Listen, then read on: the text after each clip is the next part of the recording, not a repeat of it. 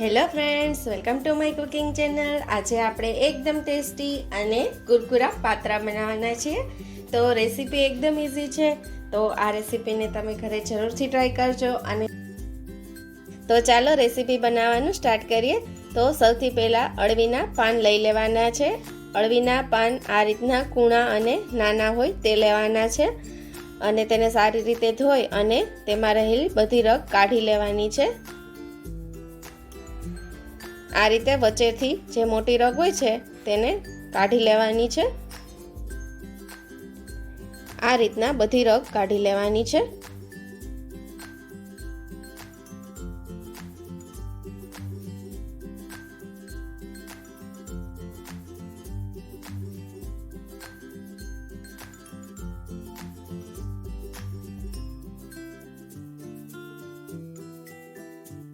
આ રીતે બધા પાન આપણે રેડી કરી લેવાના છે. હવે આપણા પાન રેડી થઈ ગયા છે. તો આપણે પાત્રા બનાવવા માટેનું બેટર રેડી કરી લેશું. તે માટે મેં એક વાસણમાં ચણાનો લોટ લઈ લીધો છે. ત્યાર પછી આપણે તેમાં મસાલા કરવાના છે. અડધી ચમચી જેટલી હળદર, 1 ચમચી જેટલું ધાણા જીરું અને સ્વાદ પ્રમાણે લાલ મરચું એડ કરવાનું છે. હજી આપણે તીખાશ લીલા મરચાંની પણ કરવાની છે, એટલે લાલ મરચું થોડું ઓછું રાખવાનું છે.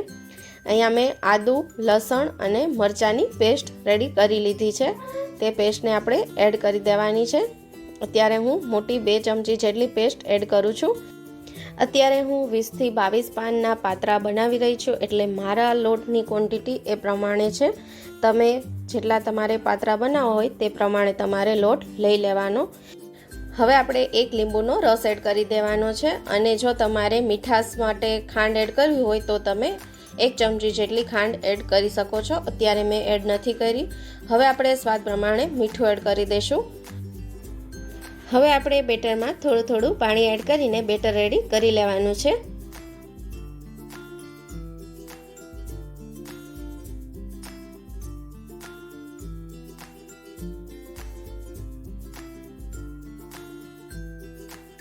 હવે આપણું પાત્રા માટેનું બેટર રેડી થઈ ગયું છે. બેટર આ રીતે થોડું ઘાટું હોય તો પાત્રાના લેયર્સ જે બને છે તે એકદમ પરફેક્ટ બને છે. તો ચાલો આપણે હવે પાત્રાના બીડા વાળી લઈએ.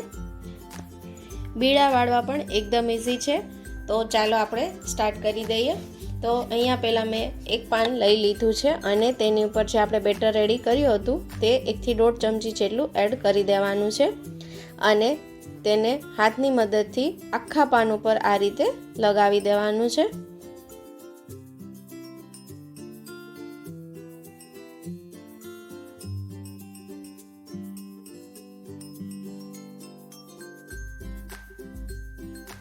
હવે એક પાન ઉપર સરસ રીતે લોટ લગાવીને આ રીતે બીજું પાન ઊંધું રાખવાનું છે અને તેની ઉપર પણ આપણે સરસ રીતે લોટ લગાવી દેવાનો છે આખા પાન ઉપર.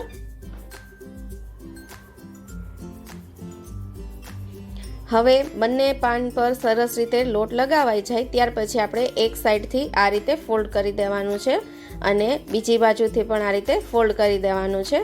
તેની ઉપર પણ થોડો થોડો લોટ લગાવી દેવાનો છે અને ઉપરથી કે નીચેથી કોઈ પણ એક સાઈડથી આપણે તેને આ રીતે રોલ કરતા જવાનું છે અને રોલ થોડોક ફિટ કરવાનો છે, ટાઈટ બાંધવાનો છે અને તેની પર પણ થોડો થોડો લોટ એડ કરતો જવાનો છે.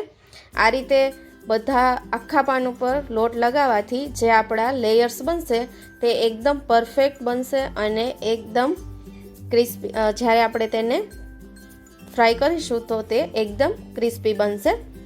તો આ રીતે એકદમ પરફેક્ટ રોલ રેડી થઈ ગયો છે. રોલને થોડોક ટાઈટ વાળવાનો છે, તેનું ખાસ ધ્યાન રાખવાનું છે. તો જોયું ને, એકદમ ઇઝી છે. હવે આપણે તેને સ્ટીમ કરેલા કુકર ઉપર રાખતા જશું. આ રીતે કોઈ પણ કાણાવાળી જાળી રાખી દેવાની છે. તો હું તમને ફટાફટ સ્પીડમાં બીજો રોલ પણ બતાવી દઉં.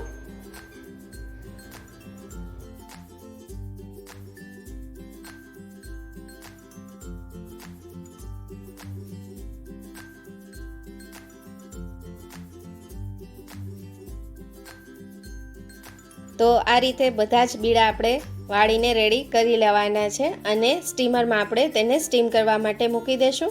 તો 20 થી 25 મિનિટ સારી રીતે ઢાંકીને તેને સ્ટીમ કરી લેવાના છે.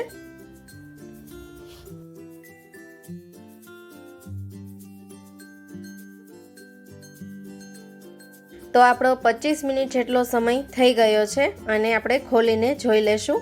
તો એકદમ પરફેક્ટ રીતે સ્ટીમ થઈ ગયા છે. તો આપણે ચેક કરી લેવાના છે. આ રીતે ચાકુની મદદથી ચેક કરી લેવાનું. જો આપણું ચાકુ એકદમ ચોખ્ખું નીકળે તો પરફેક્ટ બફાઈ ગયા છે. હવે 5 મિનિટ માટે રોલને ઠંડા થવા દેશું, જેથી તેના પીસીસ સારી રીતે કટ થાય. હવે 5 મિનિટ જેટલો સમય થઈ ગયો છે. રોલ આપણા થોડાક ઠંડા થઈ ગયા છે. તો આપણે ધારવાળી ચાકુની મદદથી આ રીતે રોલને કટ કરી લેવાના છે.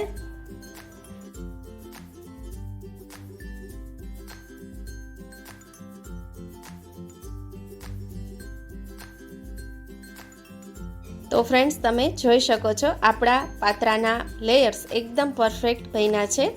જે આપણે રોલ વાળ્યો હતો અને તેની ઉપર બધા જ લેયરમાં આપણે લોટ લગાવ્યો હતો, તેને લીધે બધા જ લેયરમાં એકદમ સરસ લોટનું કોટિંગ આવી ગયું છે અને લેયર્સ પણ સરસ આવ્યા છે. બધા રોલને આ રીતે રેડી કરી લેવાના છે. તેલ આપણું એકદમ સરસ ગરમ થઈ જાય ત્યાર પછી આ પાત્રાને આપણે સરસ રીતે ફ્રાય કરી લેવાના છે. પાત્રા આપણા ગોલ્ડન ક્રિસ્પી થાય ત્યાં સુધી આપણે તેને ફ્રાય કરી લઈશું. આ પાત્રા વઘારીને પણ ખાવામાં ટેસ્ટી જ લાગે છે, પણ જો આ રીતે તમે ફ્રાય કરીને ખાશો તો ટેસ્ટ એનો અલગ જ આવશે અને બાળકોને તો ખૂબ જ પસંદ આવશે. તો ફ્રેન્ડ્સ, એકદમ ટેસ્ટી અને કુરકુરા પાત્રા આપણા રેડી થઈ ગયા છે. તો ચાલો તેને ગરમા ગરમ સર્વ કરી લઈએ. આ પાત્રાને તમે ચા સાથે, ઠંડા દહીં સાથે કે પછી ટમેટો કેચઅપ સાથે સર્વ કરી શકો છો. અને આ પાત્રા એમનેમ એકલા પણ એટલા ટેસ્ટી લાગે છે. તો આ રેસીપીને તમે ઘરે ચોક્કસથી ટ્રાય કરજો. નાના મોટા સૌને ભાવશે. તો ફ્રેન્ડ્સ, આજની મારી રેસીપી તમને કેવી લાગી તે મને કોમેન્ટ કરીને જરૂરથી જણાવજો. અને મારી ચેનલ પર જો તમે નવા હોય તો મારી ચેનલને સબસ્ક્રાઈબ કરતા જજો અને બાજુમાં રહેલા બેલ આઇકોનને પ્રેસ કરી દેજો, જેથી નવા વિડીયોના નોટિફિકેશન તમને મળતા રહે. તો ફરી એકવાર મળીશું નવી જ રેસીપી સાથે. ત્યાં સુધી આવજો. Thank you for watching.